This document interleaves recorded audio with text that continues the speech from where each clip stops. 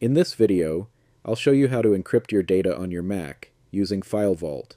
This is extremely useful if you travel often, tend to misplace your laptop, or simply want to keep your files protected.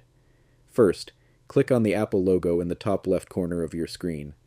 Then select System Settings. Now scroll down and choose Privacy and Security. Next, scroll all the way to the bottom until you see FileVault, and click on it. So, what does FileVault do?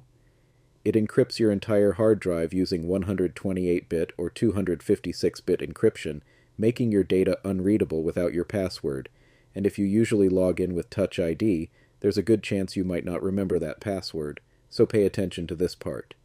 Inside FileVault, you'll see your recovery key click show, enter your password, and your recovery key will appear.